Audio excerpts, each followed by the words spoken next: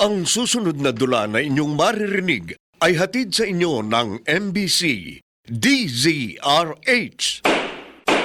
Hukumang Pantahanan. Hukumang Pantahanan. Mga kasong tunay at totoong nagaganap sa pang-araw-araw nating pakikibaka sa masalimuot at mapagbirong kapalaran. Magsisilbing tagapagpaalala upang makaiwas sa mga krimen at kaguluhan. Tatayong bantayog na magpapatatag sa kalooban ng bawat nilalang. Hukumang Pantahanan!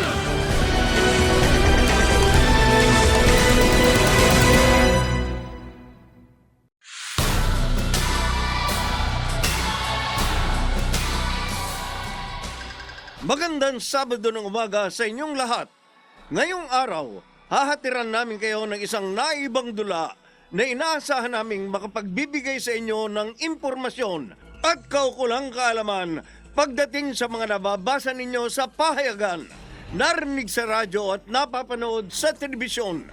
Mga usaping dapat lamang magkaroon ng tamang gabay, katulad ng usaping inheritance ng ampong hindi dumaan sa tamang proseso ng adoption. Dito sa Hukumang Pantahanan!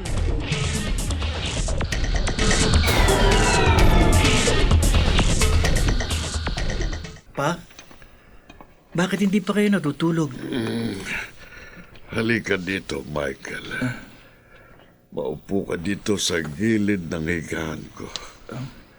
May sasabihin ako sa iyo. Opo. Ano po ba yun? Bago mamatay ang mama mo, may hiniling siya sa akin na ipagtapat ko sa iyo ang totoo. Ano pong totoo? Michael, hindi ka namin anak ni Lupe. Ho?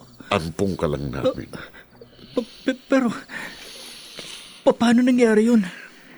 Nasa birth certificate ko po, kayo nakalagay na magulang ko. Oo, hindi dumaan sa tamang proseso ang pag-aampon namin sa iyo. Johnny Carl ang tunay mong pangalan. Pero sa kagustuhan namin ni Lupe na mapadala yung pag-aampon. Kasi paalis na kami noong papuntang Australia, kaya sa tulong ng aming kaibigang abogado, niregister ka na lang ulit namin. Ganun po ba? Anak, patawarin mo kami kung hindi namin sinabi sa iyong totoo. Ayaw kasi naming masaktan ka, lalo na kapag nalaman mong inabando na ka ng sarili mong ina. Pa, kilala niyo po bang nanay ko? Hindi. Hindi namin siya lubos na kilala. Pero Minerva ang pangalan niya. Simula nung ibigay ka niya sa amin, wala na kaming naging balita sa kanya. Hindi ko alam kung buhay pa siya o patay na. Matagal ka na niyang kinalimutan, anak. Michael, huwag ka sanang magalit sa amin ang nanay mo. Bakit naman po ako magagalit sa inyo? Inalagaan at minahal niyo naman po ako na parang isang tunay na anak. Malaki po ang utang na loob ko sa inyo ni Mama. At kahit kailan, hindi ko kayo pagpapalit kahit kanino. Oh, Mike. Tayakap nga, anak. Papa. Nagpapasalamat ako sa Diyos at ibinigay ka sa amin ni Lupe. Maswerte kami sa iyo. Maswerte din po ako sa inyo dahil kayong naging mga magulang ko.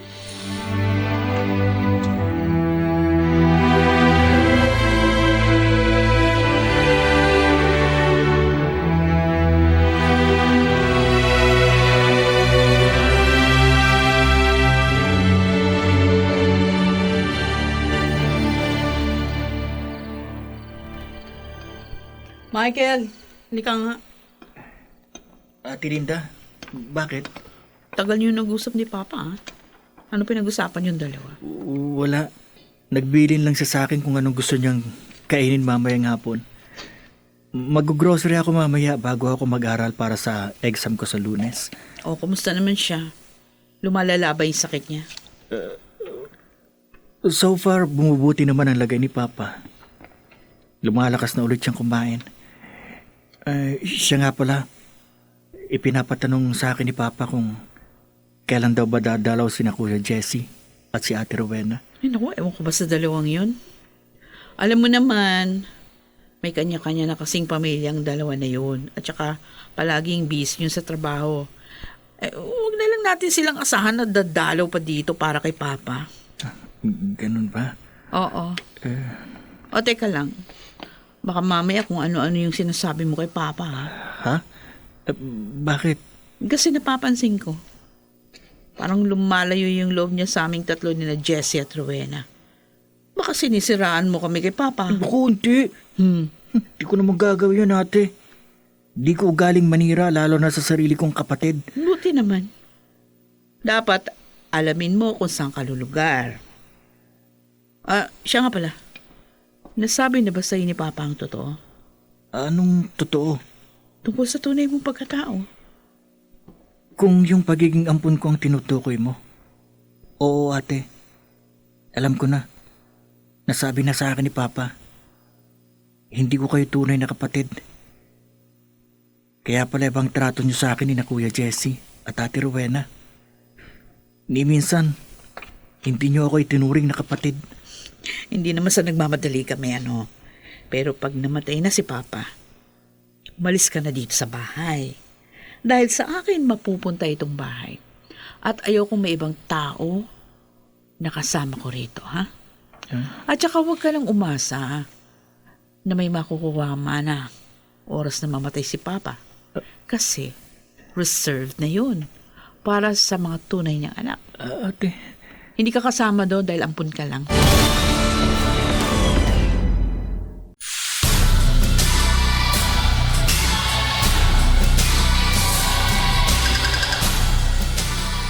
Balikan natin ang dulang Hukumang Pantahanan!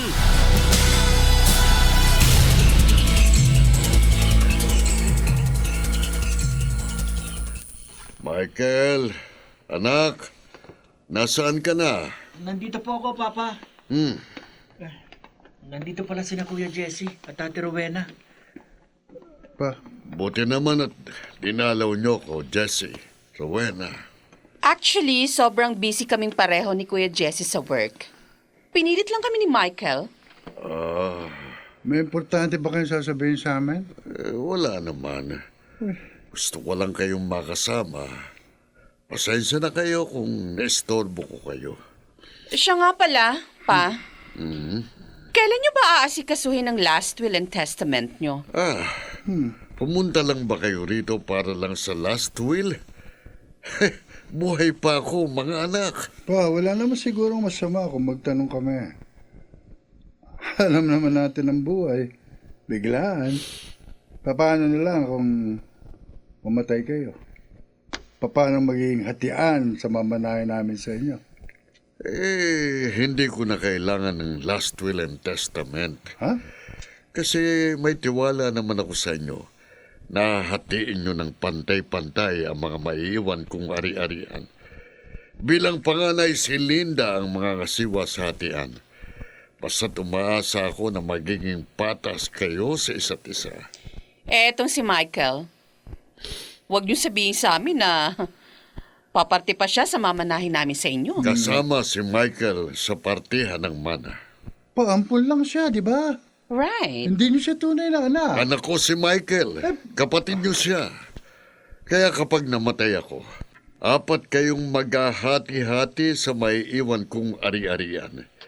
Kaya umaasa ako na hindi kayo magkakaroon ng problema sa hatian. Swerte mo naman, Michael. Ate Rowena, irespeto na lang natin ang desisyon ni Papa. Sip-sip ka kasi. Kaya palagi kang nabibigyan ng pabor ni Papa. Kahit hindi kanya katugo. Tama na yan, Jesse. Siguro nga hindi natin kadugo si Michael. Pero sa lahat ng mga anak ko, tanging si Michael lang ang nagpakita ng totoong concern sa akin. Kayo, Oh, anong ginagawa niyo para tulungan ako? Palagi niyong kinakatwiran sa akin na busy kayo. Yun nga, kasi. Wala kayong panahon sa akin. Siyempre, may sarili na kaming pamilya. Yun na nga. Kaya huwag niyong sabihin sa akin na walang karapatan si Michael sa mana. Kasi tinuturing niya akong ama. Ay, Siya lang ang nag-aalaga at nagmamahal sa akin. Kaya nakikiusap ako sa inyo.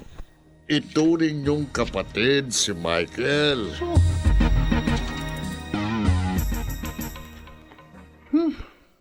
kakainis. Imbis na 3 lang tayo maghahati-hati sa manang iiwan ni Papa, sisingit pa si Michael. Sampid lang naman siya sa pamilya natin, ah. Bira, oh. Pwede bang hindi partihan ng mana si Michael? Total, hindi naman mag-iiwan ng last will and testament si Papa. Pero nakarehistro sa birth certificate ni Michael na sina mama at papa yung lumalabas na magulang niya. Pero peke naman yung mga impormasyong nakalagay dun, eh. Tama. Hindi dumaan sa tamang proseso yung pag-aampon sa kanya. Kahit na. Nakaregistered pa rin yun sa Philippine Statistics Authority. Pwede pa rin mag-claim si Michael sa mana. Ganon? Oo. Pero Ate Linda, sabi naman sa amin ni Papa, ikaw daw maghahati sa na maiiwang ari-arian niya since ikaw naman daw ang panganay. Di wag na nating hatian si Michael. Total, bata pa naman yun, eh. Ano ba alam ng isang 16 years old sa batas? Hindi yun lalaban sa atin. Oo nga. Dapat tayong 3 lang maghahati. Oo. Tayo lang ang may karapatan sa mga ari-ari ang maiiwan ni Papa kasi tayo lang ang legit niyang mga anak. Yes. Okay, sige. Hayaan mo, Rowena. Pag-iisipan ko kung anong dapat natin gawin para mawala sa picture si Michael. Oras na mawala na si Papa. Hindi rin kasi ko papayag na humati pa siya sa kayamanan na para naman talaga sa ating 3.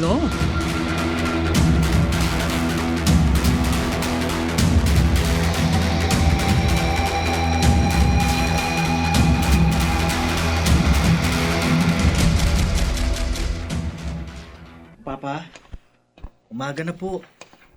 Gising na kayo. Ako na lang muna mag-aasikaso sa inyo. Pag dumating na si Ate Dina, saka na lang ako papasok sa school. Ano nga palang gusto niyong pagkain? Ipagluluto ko kayo. Kaka-grocery ko lang kagabi pag uwi ko galing ng school. Pa, gising na po. Mag-aalas 7 na ng umaga. Pa? Pa? Oh, Diyos ko. Bakit hindi na siya gumagalaw? Bakit walang pulso si Papa? Papa? Pagising po kayo! Pa! Please! Papa! Papa!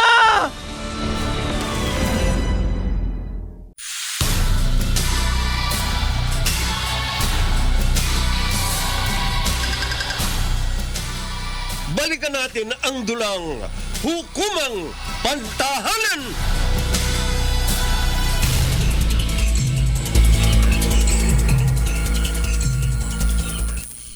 Papa, bakit ngayon pa kayo umalis? Pabibis ko po kayo. Paano na ako ngayon? Wala na kayo. Wala na rin magtatanggol at magmamahal sa akin. Sigurado, aapihin ako ng mga kapatid ko. Magkakaroon na sila ng lakas ng loob para saktan ang kalooban ko. Papa, sana tulungan mo pa rin ako. Bigyan niyo po ako ng tapang at lakas ng loob na harapin ang mga pagsubok na darating sa akin. Saan ba kayo naroon ngayon? Tandaan niyo po, mahal na mahal ko kayo.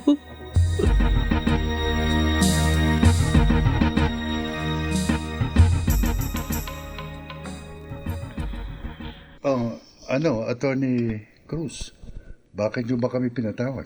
Well, gusto kong talakayin sa inyo ang huling habili ng papa niyo bago siya mamatay. May naiwan ba siya ang last will and testament? Ayon kasi sa huling habilin ng inyong ama bago siya mamatay, lahat ng mga ari-ari ang maiiwan niya ay hahatiin ng pantay-pantay sa 4 niyang anak. 3 lang. Tatlo lang kami. Dapat kaming 3 lang ni na Ate Linda at Kuya Jess ang maghahati. Oo. Paano si Michael? Hindi siya tunay na anak ni Papa. Tama. Hindi naman dumaan sa tamang proseso yung pag-ampon sa kanya. Pero lahat ng legal documents niya naka-indicate na sina Delphine de la Cruz at Sophronia de la Cruz na mga magulang niyo ang legal parents ni Michael. Pero attorney, no, meron bang paraan para matanggal si Michael na isa sa mga maghahati sa mana? Kasi talagang hindi kami papayag na ang isang tulad niya ang makihati pa sa amin. Tama. Oo nga. 3 lang naman kami. Kami ang tunay na anak ni Delphine de la Cruz at Sophronia de la Cruz. Yes. Ano, attorney? Anong dapat namin gawin para mawala ng karapatan si Michael?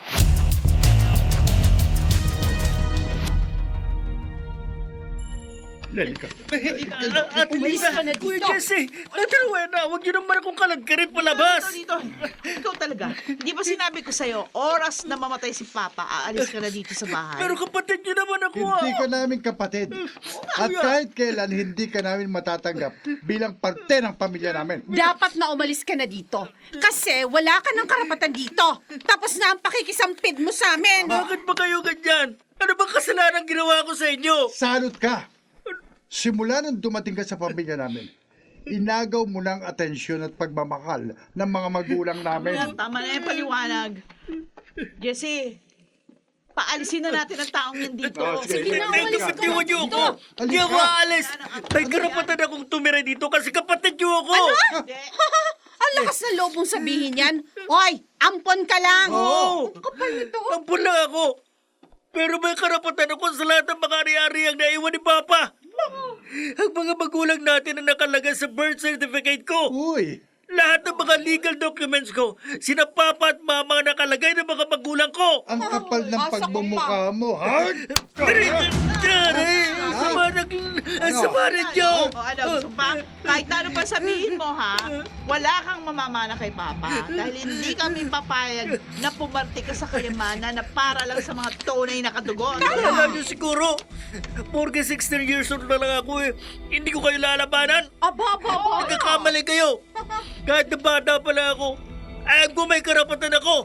At ipaglalaban ko yun hanggang sa uli. O di paglaban mo, kahit magkaharap-harap pa tayo sa korte, wala kaming pakialam.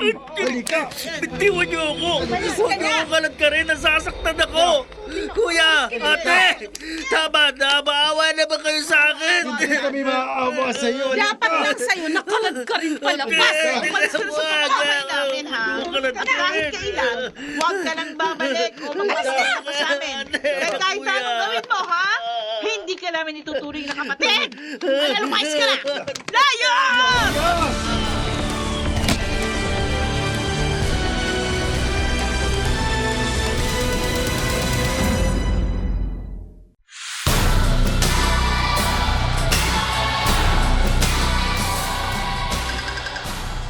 Mga kaibigan, narito si Attorney Rina Seco upang magbigay ng karagdagang kaalaman tungkol sa usaping inheritance ng ampong hindi dumaan sa tamang proseso ng adoption. May karapatan po sa mana si Michael mula sa mga umampon sa kanya. Ang karapatang ito ay nag-uugat hindi sa pagiging ampon niya kundi sa will o last will and testament na iniwan ng kanilang tatay. Sa ilalim po kasi ng batas, ang mana ay inirereserba sa mga kadugo ng nagmamay-ari nito. Maari lang makiparte ang non-blood relative kung mayroong legal ties sa pagitan nila tulad ng pag-aampon na dumaan sa legal na proseso o kaya ay may valid na will o last will and testament na naghahabilin sa nasabing non-blood relative. Take note na ang pag-aampon ay kinakailangan pong dumaan sa tamang proseso. Ang simulation of birth o yung palalabasin na anak ang isang bata sa record, gayong anak ito ng iba, ay hindi po valid adoption. In fact, sa Article 347 ng Revised Penal Code, ito po ay isang krimen at pinarurusahan ng pagkakulong ng presyon mayor. Katumbas ay 6 years and 1 day to 12 years na pagkakulong at multang hanggang 200,000 pesos. Although sa ngayon po, may pagkakataon na ang mga nag-resort sa simulated birth na itama ang kanilang pag-aampon sa pamamagitan ng Republic Act 11222 o Simulated Birth Rectification Act. Pero bakit nga po ba kailangang dumaan sa tamang proseso ang pag-aampon?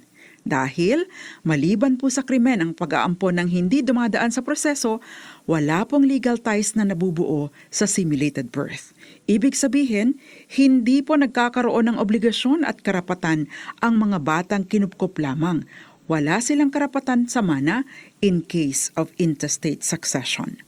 Samantala, going back to our case, kailangan pong igalang nila Jessie, Rowena at Linda ang will na iniwan ng kanilang ama. Bagaman at hindi legal ang pag-aampon kay Michael, ay may karapatan po siya sa 1/4 ng ari-ari ang naiwan ni tatay dahil isinasaad ito sa will. Again, ang karapatan pong ito ay nag-uugat sa will at hindi sa peking pag-aampon. Kung nagkataon na walang will, abay wala na pong matatanggap kahit isang kusing pa si Michael. Next move po para sa mga tagapagmana, ang dumulog sa korte para sa probate of will at mainam ding isalin na dito ang partition para hindi na pag-awayan pa ang paraan ng kanilang hatian sa mga properties. At yan po ang hukumang pangtahanan natin ngayong umaga. Ako po ang panyara ng bayan, Attorney Rina Seco. At muli ninyo akong maririnig at mapapanood din para sa iba't ibang usaping legal sa programang Dos Compañeras, Mondays to Fridays, 6:30 hanggang 7:30 ng gabi. Dito lang po sa DZRH, DZRH News Television, at iba't ibang social media platforms ng DZRH. Happy weekend po sa inyong lahat. Maraming salamat, Attorney Rina Seco, sa pagbibigay ng karagdagang kaalaman tungkol sa mga batas na pinaiiral sa ating bansa. Mga nagsiganap: Maynard Landicho Jr., Phil Cruz, Bobby Cruz, Rosana Villegas, Jeneline de la Cruz at Susan Robles. Naglapat ng tunog Jerry Mutia, sa musika ni Buboy Salonga, supervisyong teknikal ni na Eric Lucero at Bong Buyar, creative consultant Bobby Cruz, isinulat para sa radyo ni Krishna Senga at sa direksyon ng inyong lingkod, Lionel Benjamin. Hukumang Pantahanan!